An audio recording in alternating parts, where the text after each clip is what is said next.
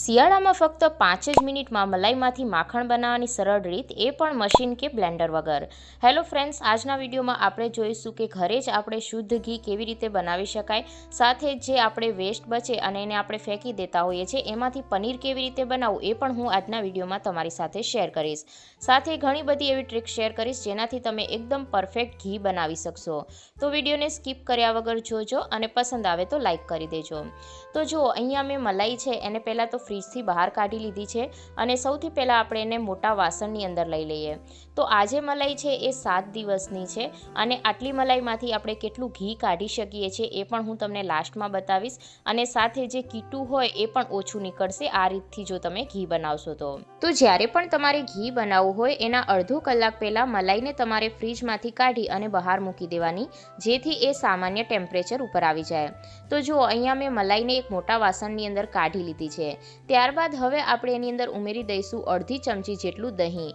ઘણા લોકો જે દહીં છે એ પહેલાંથી જ ઉમેરી દેતા હોય છે મલાઈમાં, પરંતુ એવું કરવાથી શું થાય કે મલાઈમાંથી વાસ આવવા લાગે જો આપણે 15થી 20 દિવસની મલાઈ એકસાથે ભેગી કરી હોય તો.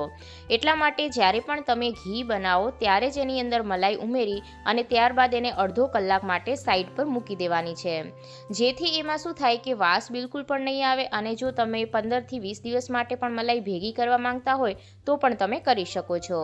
અહીંયા મલાઈને અડધો કલાક થઈ ગયો છે. ત્યારબાદ આપણે એક આવું વિસ્કર લઈ લેવાનું છે. તો તમારે અહીંયા કોઈ પણ બ્લેન્ડર કે મિક્સર જાર કે કોઈ પણ વસ્તુની જરૂર નહીં પડે. ત્યારબાદ એની અંદર આપણે થોડું નોર્મલ પાણી ઉમેરીશું અને ત્યારબાદ આ રીતના એને મિક્સ કરતું જવાનું છે. તો જુઓ અહીંયા પાણી તમારે ના ગરમ લેવાનું છે કે ના ઠંડુ લેવાનું છે. જે માટલાનું પાણી આપણે ઉપયોગમાં લેતા હોઈએ એ જ પાણીનો મેં અહીંયા ઉપયોગ કર્યો છે. પરંતુ એક વાતનું ધ્યાન રાખવાનું કે આપણે જ્યારે પણ પાણી ઉમેરીએ ત્યારે એને થોડું થોડું કરીને ઉમેરતું જવાનું. ત્યારબાદ અહીંયા મેં એક બરફનો ટુકડો ઉમેરી દીધો છે. તો જુઓ બરફનો ટુકડો આપણે ઉમેરીએ ત્યારબાદ આ રીતના તમે ફેરવશો ને તો તરત જ જે માખણ છે એ બધું ઉપર આવી જશે. તો આ ટ્રીકથી જો તમે ઘી બનાવશો ને તો ફક્ત 5 જ મિનિટ તમને લાગશે માખણને અલગ કરવામાં. અહીંયા તમે જોઈ શકો છો કે આ રીતના માખણ છે એ અલગ થઈ ગયું છે. શિયાળામાં ઘી બનાવવામાં ખૂબ જ વધારે સમય લાગે છે, પણ આ રીતથી આપણે ઓછા સમયની અંદર ઘી બનાવીને તૈયાર કરી શકાય છે. તો જો અહીંયા મેં થોડું બીજું પાણી ઉમેરી દીધું છે અને ત્યારબાદ આપણે જે આ માખણ છે એને અલગ કાઢી લેવાનું છે મોટા વાસણમાં. તો ઘી બનાવવા માટે હંમેશા મોટા અને જે જાડા તળિયાવાળું વાસણ હોય એનો જ ઉપયોગ કરવાનો. તો અહીંયા મેં એક કડાઈ લઈ લીધી છે અને ત્યારબાદ આપણે હાથની મદદથી જે માખણ છે એને આ રીતના કડાઈની અંદર રાખતા જઈશું. તો છે ને ઘણા લોકો બહારથી ઘી લાવતા હોય છે, પરંતુ આપણને ખબર છે કે અત્યારે બધી જ વસ્તુઓની અંદર ભેળસેળ કરવામાં આવતી હોય છે. જો આપણે ઘરે જ આપણું શુદ્ધ ઘી બનાવી અને તૈયાર કરીએ તો આપણી હેલ્થ માટે પણ સારું છે અને આપણો વધારાનો ખર્ચો પણ બચી જાય છે. તમે ઘરે ઘી બનાવો છો કે પછી બજારમાંથી લાવો છો એ મને કોમેન્ટ કરીને જરૂરથી જણાવજો. જો આ રીતના આપણે બધું જ માખણ કડાઈમાં ઉમેરી અને એની અંદર આપણે 2 થી 3 વખત પાણી ઉમેરવાનું છે અને એ પાણીને આપણે કાઢી લેવાનું છે, જેથી આપણે જે દહીં ઉમેર્યું છે એની થોડી ઘણી પણ ખટાશ હોય એ બધી નીકળી જાય. તો જો અમે આ રીતના એને 2 થી 3 વખત પાણી છે એ ઉમેરી અને કાઢી લીધું છે અને આપણું માખણ છે એ તૈયાર થઈ ગયું છે ઘી બનવા માટે. હવે જે આ છાશ બચી છે એનો ઉપયોગ તમે કઢી બનાવવા માટે કરી શકો છો, પરંતુ હું આજે તમને આમાંથી પનીર બનાવતા શીખવાડીશ. તો જો આપણે આને ફેંકવાનું નથી, આનો પણ આપણે ઉપયોગ કરવાનો છે. તો અહીંયા મેં માખણ છે એને ગેસ ઉપર મૂકી દીધું છે ઘી બનવા માટે અને એક સાઈડ પર આપણે પનીર બનાવવાની પણ તૈયારી કરીશું. તો આની અંદર ઓછું પાણી હોવાથી ઘી બનવામાં ઓછો સમય લાગશે. જો એની અંદર છાશનું પ્રમાણ કે પાણીનું પ્રમાણ વધારે હશે તો એમાં તમને વધારે સમય લાગશે ઘી બનવામાં. તો હંમેશા જેટલું પણ પાણી છાશ હોય એ બધાને હાથેથી નિતારી લેવાનું. ત્યારબાદ જ તમારે માખણને ગેસ ઉપર મૂકવાનું. તો જો અહીંયા તમે જોઈ શકો છો કે તરત જ ઘી બનવાનું છે એ સ્ટાર્ટ થઈ ગયું છે. તો આ રીતના આપણે એક વખત મિક્સ કરી લઈશું. ઘરે ઘી બનાવવું ખૂબ જ સરળ છે. તમે જો અમુક વાતોનું ધ્યાન રાખશો તો એકદમ પરફેક્ટ ઘરે જ ઘી બનાવી શકશો. તો જો ફ્રેન્ડ્સ, આ જે છાશ હતી એને મેં મૂકી દીધી છે ગેસ ઉપર અને એક વાટકીની અંદર મેં થોડા લીંબુના રસને અને પાણીને મિક્સ કરી લીધું છે અને એને આપણે થોડું થોડું કરી અને આ છાશની અંદર ઉમેરતું જવાનું છે. તો આ રીતના આપણે બધું જ જે લીંબુવાળું પાણી છે એને ઉમેરી દઈશું અને આને મિક્સ કરી લઈશું. અહીંયા તમે લીંબુની જગ્યા પર વિનેગરનો ઉપયોગ પણ કરી શકો છો. તો આને 2 થી 3 મિનિટ જેવું આપણે હાઈ ફ્લેમ પર રહેવા દઈશું. તો જો અહીંયા આપણું ઘી પણ બનવા આવ્યું છે. તો આ રીતે ઓછા સમયમાં ઘી બની જાય છે. ઘણા લોકો શિયાળામાં ગરમ પાણીનો ઉપયોગ કરી અને ત્યારબાદ ઘી બનાવતા હોય છે. એ પણ સાચી રીત છે, પરંતુ એની અંદર સમય વધારે લાગે છે. પણ જો તમે આ રીતના બનાવશો તો ઓછા સમયની અંદર ઘી બની જશે. તો અહીંયા આપણે ગેસની આંચ છે એ મીડિયમ રાખવાની છે અને મીડિયમ આંચ પર આપણે આપણું ઘી છે એ પકાવવાનું છે. અડધી ચપટી જેટલી આની અંદર હળદર ઉમેરી દેવાની, જેથી એકદમ પીળો કલર આવે.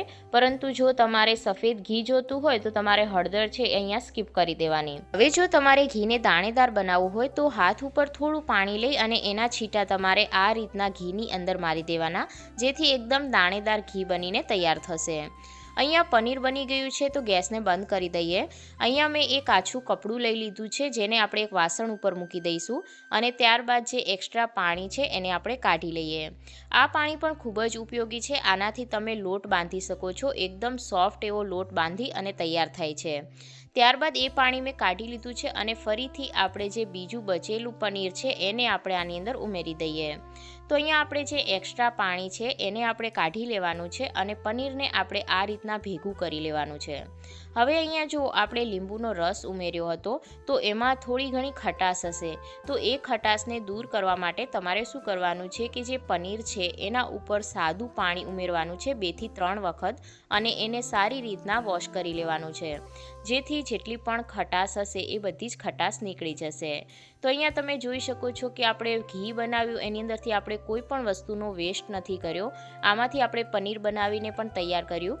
આની તમે પનીર ભુરજી પણ બનાવી શકો છો અને પનીરના પરાઠા પણ બનાવી શકો છો. એકદમ સોફ્ટ એવું પનીર બનીને તૈયાર થાય છે. તમે એક વખત ટ્રાય કરીને જરૂર જોજો.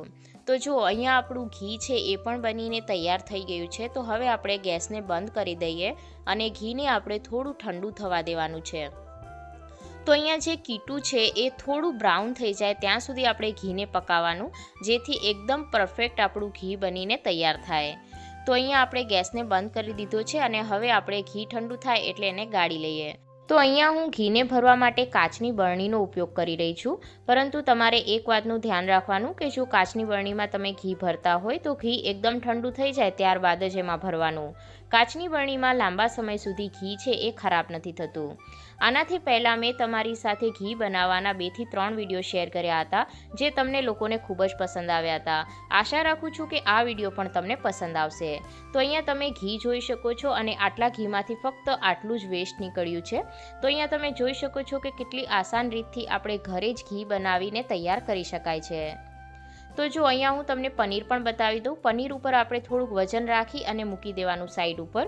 તો અહીંયા જુઓ પનીર પણ એકદમ સારું એવું બનીને તૈયાર થયું છે.